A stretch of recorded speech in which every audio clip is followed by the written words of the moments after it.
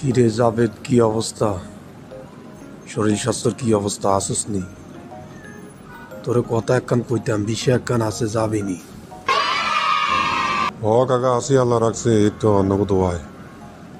তো কি এর বিষয়, কোন জায়গার বিষয়? আপনি আবার বিষাদ দালালি শুরু করছেন কবে ধরি?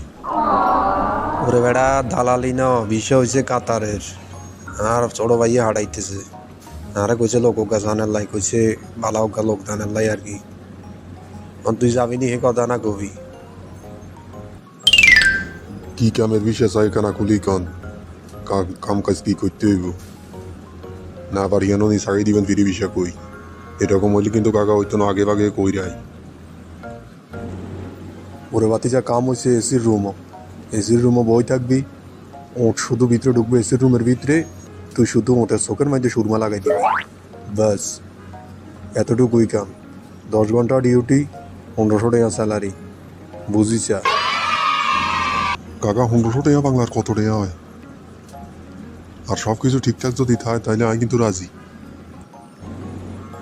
থাকা খাওয়া যেহেতু হেতা খাও, 1500 টাকা বাংলার 50,000 টাকা হইব, বুঝিছা? আর মনে হয় এটাই ভালো হইব।